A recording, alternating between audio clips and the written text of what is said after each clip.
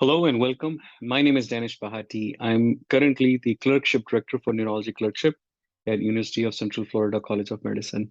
And in my previous role, I was the Curriculum Director for Neurology Residency at University of Nebraska Medical Center. And I have participated in many match rankings for residency matching between applicants and residency programs in the past, and I've also interviewed and have been part of the rank order list. So in my current role as the Neurology Clerkship Director, one of the things I am interested in is learning the characteristic of match, what challenges are faced, what minimum is required to match with the US residency program. And of course, my overall focus is neurology and neurology match, but I would also wanted to explore a little bit on the general characteristics of match in general. So as part of that effort, I'll be looking at some of the data from NRMP that they analysis that they publish every year. And I wanted to look at some of the data they published from 2022 match that recently happened a couple of months ago, and hopefully learn something useful. I thought it would be a good exercise to also share with all of you. And I will be looking at this data together and exploring it, and I'll be sharing my thoughts and analysis looking at this data. All of this data is in public domain. You can go to the NRMP, National Residency Matching Program website and get that data open publicly. I don't own any copyright to it, and it's all copyrights belong to NRMP. And this is just my impression and views of these data as we look at it together. So let me share my screen. So there is a series of 4 files that I wanted to look at, and I wanted to see what we can learn from it. So this will be a series of 4 videos. I think the data is too long to just all put in one video. So the first, the data, which will be the main primary data we'll be looking at, will be the characteristics of US seniors. So people in the 3rd year, 4th year of the medical school, 4th year of medical schools who are matching in their preferred specialty in 2022. We will then, in a different video, second video, look at the data on outcomes of characteristics of international medical graduates who are matching to their preferred specialty in 2022. And there are a few research briefs. So what NRMP does is that it does a survey, which is a voluntary survey, optional, anonymous, to applicants and program directors. And this is an overall summary of that survey. And then they separate it out into program director survey, program director answers, and applicant survey. And so we'll look at these information separately in different videos. In the first video, I wanted to just focus on outcomes of match, characteristics of USMLE seniors. And as I mentioned, I'll be looking at this data together. It's not something I pre-prepared. I have looked a little bit through this data before, and I'll be sharing my inputs and opinion. All of this is just my opinion, and it's not an official standing of University of Central Florida or College of Medicine. And it's just my interpretation and understanding of this data as we look through it. And again, this is public information. You can go to the NRMP website and get hold of this document. So let's look at match. I'll be focusing on neurology, but we'll look at some overall characteristic. So there will be a lot of useful charts and tables that we can look at. And then they have broken it down to all subspecialties, and I will jump to neurology and specifically look at that. So in introduction, the useful information that I found was that a total of 19,900 US 4th year students, medical school seniors, MD seniors, they submitted their certified rank order list. And 17% of them did not consent to participate in this NRMP research. So 83% of the data was included, which is 16,510 applicants. Now, 17% is a significant number. Can that skew the information a little bit? Yeah, I think so, but not a whole lot. I think it's still a pretty decent representation of an average overall US medical school seniors. There was some missing data that was found in step 1, 1%, step 2 score 2.4%, and so on. And of course, that missing data will be taken as it is. And there were more than 50 positions required to be offered by any specialty to be analyzed in this data. So if a specialty has less than 50 positions available overall, a very new or unique specialty like AI in medicine or something, then that will not be analyzed by this research. So which is still pretty significant, especially for neurology. Another interesting thing was that the US MD seniors who matched to a specialty not ranked first on their rank order list. So if they are ranking two specialties, let's say neurology and psychiatry, and if they did not match to neurology, if that neurology was ranked as the first specialty, are not included in this analysis. Now, of course, this analysis also does not include people who did not match at all. So they're really giving you the analysis of people who match, characteristics of people who match. And so people who don't match, but even those who matched to their second choice of specialty, not program, but the second choice of specialty. So you pick your first specialty, I want to match in neurology, or try matching first in these 5, 7, 10 programs. And if I don't match, then my second choice will be psychiatry. And if they match in the second choice, they're not taken, due to complexity of analysis and loss of reliability or something like that, if I presume or guess. All right, let's look at some of those tables and charts. So this is a chart of all the seniors, 19,902. And just so you know, they make a little less than half of the pie of total applicants. There is, of course, a significant portion of US citizens who have graduated from international medical schools. So although they're US citizens, the school was not in US 50 states. And there is a significant portion of that, about 5,000 or so. And then there are graduates of USDO school, about 700, so not a huge number. Graduates of US medical schools from probably previous year. So they have previous graduates, about 1,700, significant number.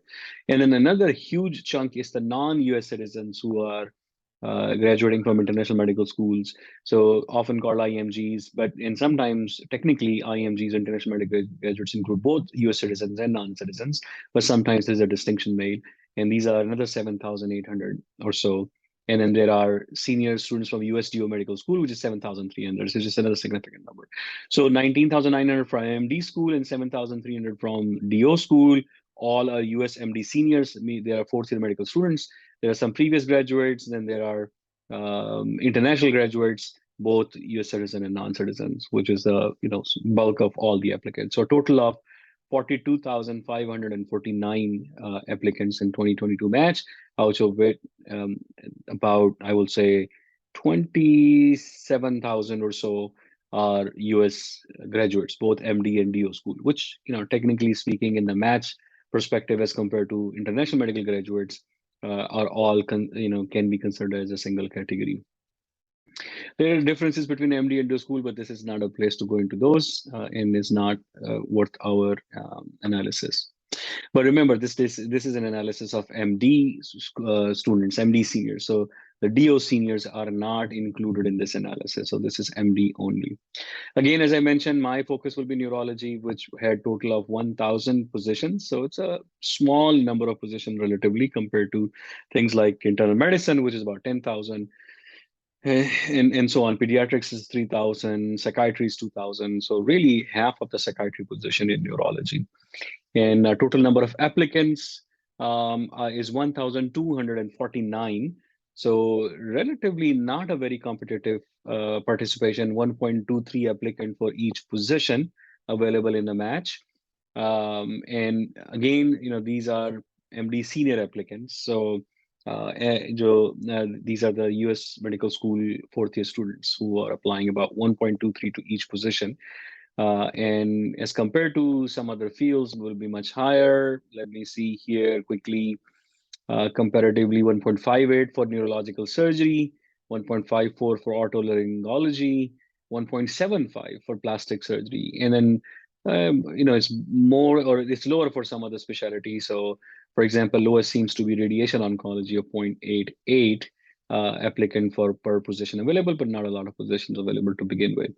So out of these 1,249 that applied for the 1,000 position, 549 matched to their position. Now, it doesn't mean that the other 549, another 500 or so did not match. It's just saying that this is their first choice match. Remember, the second choice match has been excluded. So if neurology was their first choice and they did not match, or they matched into something else, then they're not counted. So 500 and then 13 did not match at all, I'm presuming here, and 562 are the total who matched or did not match, and which will be about half a student for each position, or about half a position being filled by the USMD seniors, which means that another half of these positions of 1,000 or so are being filled by the international medical graduates and DO students combined. All right, so this is the, again, ranking of ratios of US seniors to all other applicants, and US seniors, US MD seniors, and in blue are the percentage or per position applicant. So one applicant for one position on average. So if there's 1,000 position, 1,000 applicant, there will be one ratio of one. So in neurology, in terms of matching, 55 or percent of the seats or went to the matched, or 55% of the applicants, or for each position 0.55 applicants matched to neurology in US seniors, while in the all other applicants, so DO and international graduates, combined 68% for every applicant, 0.68, for every position 1.68 applicant match, so about 68% chance of matching for the all other applicant, which is pretty good. Again, neurology is kind of in the middle. Of course, some positions are much more heavily matched, like plastic surgery and otolaryngology, which had more tough applicants, higher applicant ratio as compared to neurology, and then some other have less interest. For example, family medicine and pathology doesn't seem to have a much interest from USMLE seniors in terms of matching. So of course, makes it less competitive. So match successful rate. So someone who has ranked neurology as their first choice and matched to neurology. And remember, there were 1,200 plus applicants for 1,000 seats, but in the end, not everybody ranked neurology as their first choice. So a lot of them were probably picking up neurology as their second choice, either trying to think through the match, or they're going for a very competitive subspecialty and they're not sure if they'll get it or not. So I guess one obvious comparison, if I guess here, would be neurological surgery. So if you're a US fourth year student, you're applying for neurological surgery, you're not sure you'll match. The match rates are low. I think about 30-something%. If you look up here, then we will have to make sure that the neurology could be a backup or something like that. So in neurology, the success match was almost 98%. So if you have a USMD senior and you've applied for neurology and you listed it as your first choice in ranking, then there's a 98% chance you'll get it. As compared to neurological surgery, let's look at that. Near a 74% chance, and compared to orthopedic surgery, 65.8% chance, and otolaryngology, 69.2% chance of matching into your first choice specialty, not first program. It could be that you got interviewed by 7 programs, and the chance of matching to any one of those 7 is 98%, as compared to neurological surgery, 74% or so for US MD seniors, fourth year medical students in MD programs.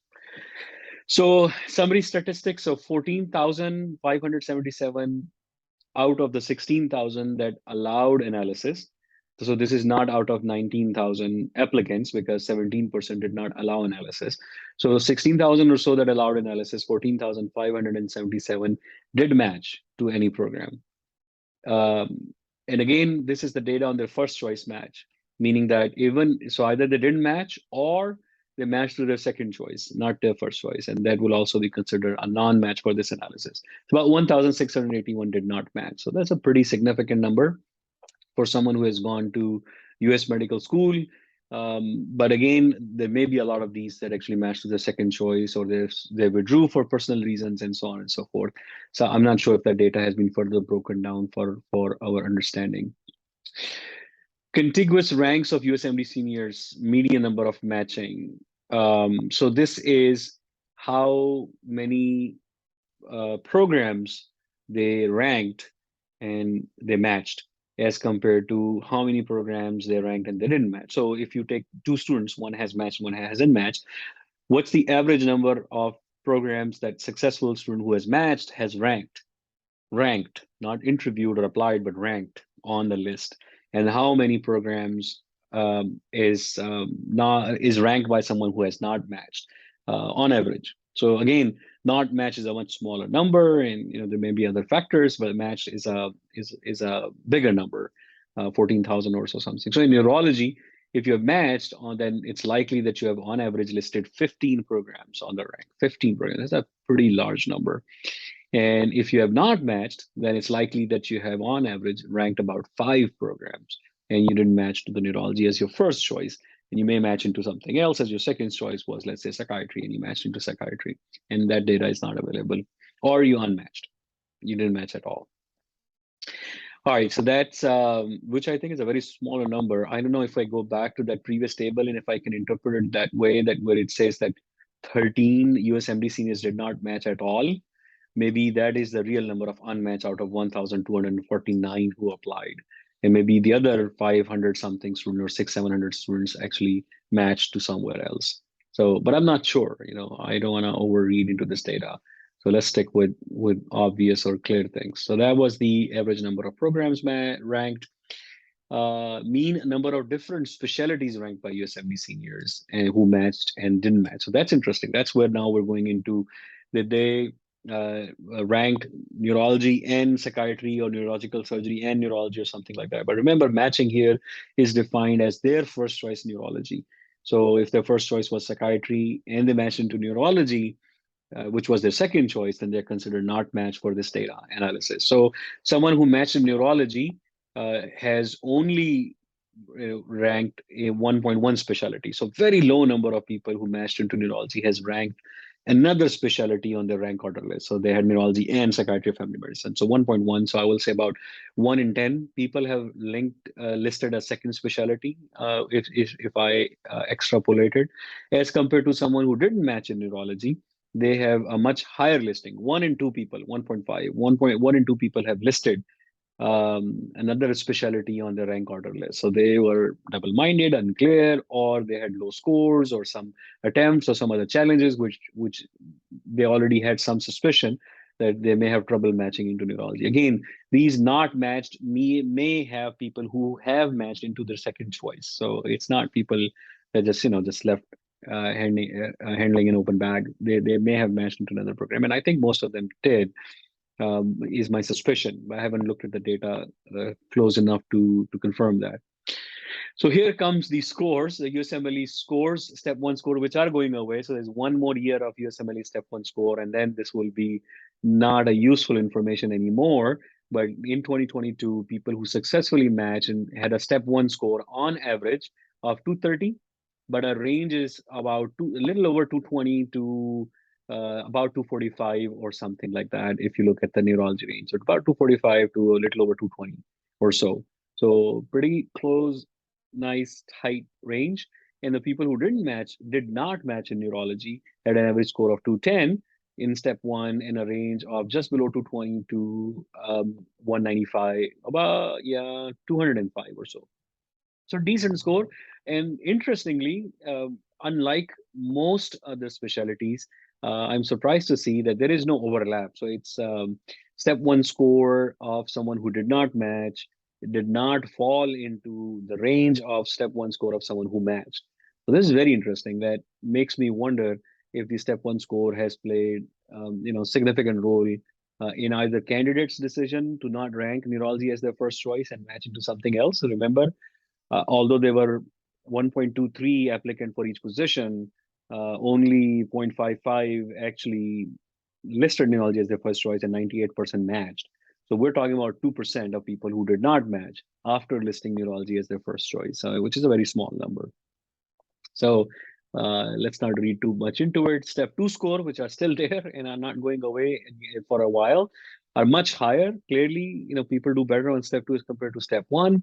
And it's somewhere between a little over 235 to 255 of a range for neurology with an average of 245. And then for step 2, people who did not match into neurology, matched into something else, again had a lower score on step 2 without any overlap between the two, of about 225 with a range of 220 to little over 230. And these are US MD senior, 4th-year seniors in US schools. Research experience, we make a lot of it, but when I was in the residency side of things, I have always told people who came to me for advice, I said, this research experience is not a make or break thing. It may improve your chances of ranking higher on your rank order list, but not necessarily make a big difference between whether you're going to match or not, because that really depends a lot of other factors, especially scores, as we have clearly seen that there is a significant difference between, statistically significant difference between the two groups in terms of score, both on step 1 and step 2, on those who match or not match on USMD seniors. And we'll, if you are an international medical graduate, we'll look at that data separately. And in neurology, for research experience between match and unmatched, it was almost same level of research experience, 3.9 on average, so about 4 research projects or so for someone who has either matched or unmatched. Now, this does not break down the quality of research, and we will see in the program director survey if there is any question related to whether the quality of research or type of research makes a difference, what kind of projects, was there a difference between the two, one kind of project is more liked by than the other. But right now they're not counting it. They're just just counting in on average all research, anything listed as research experience. So remember, this is data from what students have entered into NRMP online eras in electronic residency application system. Abstracts, presentations, and publications on average, again, not a big difference, almost 8 presentations, abstracts, and publications by those who matched, and close for those who didn't match. That's a very significant number of abstracts, presentation, publication. I'm actually surprised and impressed. It's nothing like neurological surgery where there's 25.5 or plastic surgery 28.4, and that tells you how competitive these fields are. But in neurology, 8 is still a pretty big number, pretty decent number as compared to, for example, we talked about family medicine, which is 4, pathology, which is 8.5 for successful, or 4.7. Maybe in pathology, it is a make or break kind of a thing. But definitely neurology, the odds were even or matched. Work experiences for USMD seniors, I'm not sure if that counts for a lot. Again, very similar, 3.8 and 3.6 between those who match and didn't match in neurology. Volunteer experiences, slight difference. Definitely those who match are more ambitious. They have volunteered more, 7.5 compared to those who have not matched, have volunteered less. But I will not take that as a causative factor. I would not say that because they haven't volunteered enough, they were weaker candidate. It may be that they have other stresses that got them engaged and busy, and they didn't have time to volunteer and have more volunteer experiences. So, there are many ways to cut this slice, but I'm not sure. Membership of American Alpha Omega Alpha Society, Honors Medical Society, because of high academic achievement. And there is some difference, but the numbers are small. So 11% who matched and 0% of those who matched had AOA membership in neurology. But again, I'm not sure if that was a causative factor or that's also kind of a downstream effect of the same challenges they were having that caused them to have lower scores, that caused them to have, although they did same amount of research, they caused them to have slightly less volunteer experiences because they were too occupied. And maybe the same thing is with the lower scores and other things because they're not high academic achievers or AOA members. But I don't think it's a cause of their match outcome. It is for a result of the same factors likely affecting their match outcome. So the 40 US medical schools with the highest NIH funding. So in one way, we can call them the top 40, but it's a very strange way of picking those 40. Maybe it's out of data convenience or what's available. So we're taking NIH funding grants and we're listing them in the order of the amount of money coming in. I'm not sure if that translates into better medical education and better scores, but let's look at the data. And actually data speaks for it. I haven't looked at this data before, but interestingly, although it may not be statistically significant, the chance of you being in those 40 highest funded NIH funded medical school was higher if you didn't match as compared to if you matched. So more students were more likely to be in the top 40 funded school, and maybe that that's their research experience was about the same as someone who has matched compared to unmatched, and that may be the push to them by the being an institution which is very high funded and very research oriented, but that actually lowered their odds of match and didn't increase it. So as I said, the research experiences are overemphasized in matching, which is a clinical thing. We're looking for clinical residents, really not researchers when we are looking for residents, when I was part of that discussion and not anymore. Graduate degree, I don't think that counts for much, although again, the graduate degree is more in those who have matched slightly, not a significant difference or value. Interestingly, other graduate degrees are more common in those who didn't match in neurology as compared to who match in neurology, and that may speak of their varied background or enriched background where they've gone and done other things and have other interests. Um, and that's that. And I want to jump now. This was a high level detail. I wanted to see what in neurology they are specifically saying. So I'm going into neurology. This is neurological surgery. I'll keep going down, and this is neurology. And let's look at some of the data being shared. So total 465 matched that they have analyzed and 8 unmatched. So it's a very minuscule amount of data and really not very useful, reliable. So I would even ignore the unmatched one and just look at the characteristic of those who match. So those who match on average ranked about 14.5 programs. They were focused on neurology, didn't rank the other specialties. Average score was 233. The step 2 score was 246. Neurology research experiences and publications we talked about. Work experience and volunteer we talked about. AOA percentages, part of the 40 most funded NIH funded schools. We talked about all of that. PhD degrees, definitely significantly more in these students. And who have another graduate degree is more on the students who did not match, but there's only 8 students. So there's not much to be made about this that we can talk about. So let's look at that data a little bit more. So only 40 students out of those who matched have listed a second specialty. So almost 40 out of 420, so which is 1 in 10. So that was my estimate was correct. And 1 in 1, only 8 students, but again, you will see about every other student has listed a second specialty in neurology. It made that again maybe an impact of their concerns about their personal behavior. Now, this is very beautiful. They have actually separated out people who matched into how many programs they have ranked. So again, these are not applications or interviews. So interestingly, nearly half of them have ranked 16 or more programs. Oh my gosh, this is extremely competitive and painfully competitive. It's a lot of interviews and a lot of footwork and legwork and too much money spent and all of this. So I'm not sure if that high is really necessary. 47 listed 15, 14, 13. As you go down to the number of applications, programs ranked, you will see the numbers decline. And it really declines kind of around 9 or so. So about 9 to 12, it's starting to really go down. 12 and a half seems to be a big bulk. And then after that, if you really take 9 as a cutoff, then that probably will cover 90% or more of the matched candidates. Now, in unmatched one, there is one who have ranked 13 programs and still didn't match. And it may be that they matched in their second interest or they were ranking programs way out of their league. I'm not sure if they withdrew from the match, not sure what happened to that one person. And one person didn't match after ranking 8. Both of this is very surprising to me. 4 didn't match after ranking 5, and that seems to be more acceptable. And then 1 after 2 match ranks, and 1 after 1 program ranked.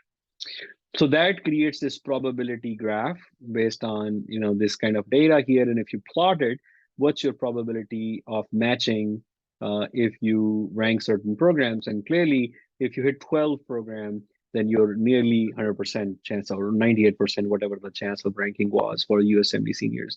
And 9 is what I thought was kind of 90%, and that is correct. It's still above 90%, about 95% or more if you rank 9 programs. And if you rank 6 or so, you're 90% likely to get matched. Now, if you're really going for perfection, 100% chance, then 12 seems to be a good ranked number.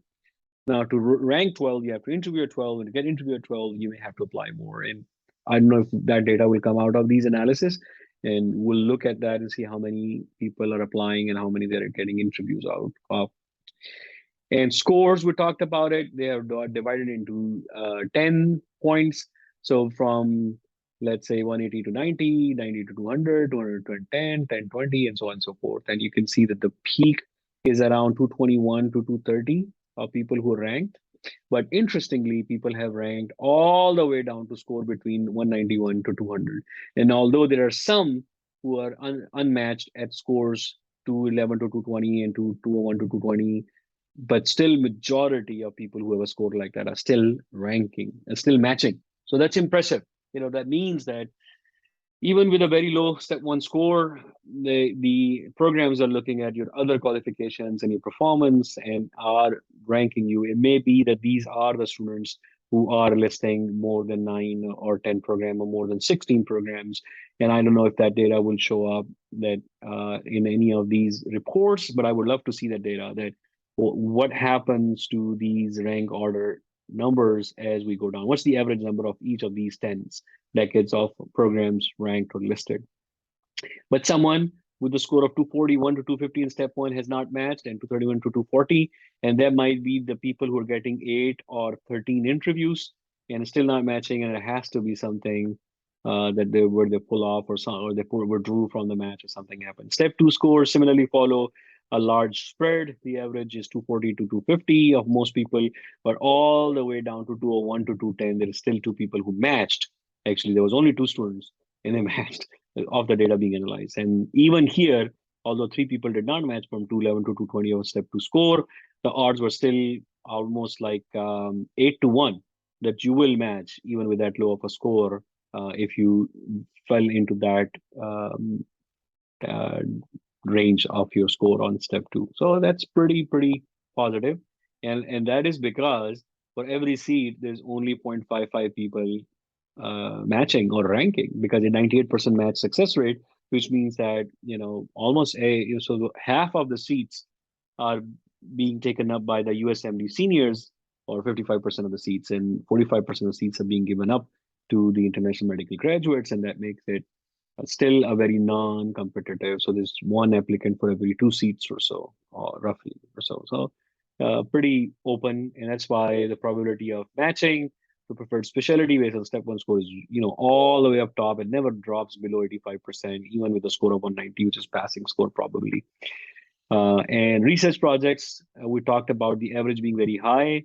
And again, someone who has done no research has still matched. So there are 13 students who have done no research and listed on their application in NRMP ERA's application, and they're still matched. And only with 1 research, the odds was still 25 to 1 that you will match. Only 1 person didn't match. So again, that tells you that the research does not play any significant role in selection in neurology residency program. Yes, we look at it. Yes, it improves your rank on a number. You may rank into a higher program and more NIH top 40 funded programs, but you will match into a clinical program if neurology is what you want to do.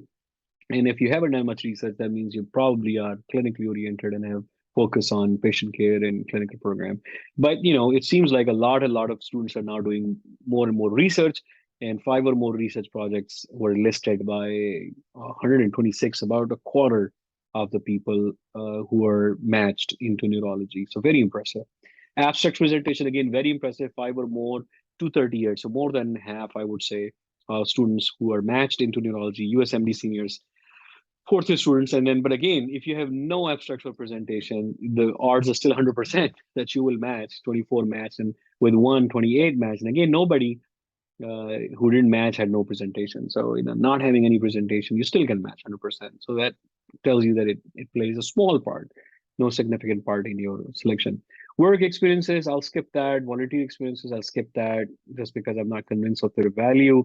AOA membership and PhD degrees and graduate programs, we looked at that data before, and that is the summary of the characteristics of US MD seniors who are matching into neurology programs or in 2022. And that will be the end of this video, and I will go on to some of the other data in my next videos. Thank you.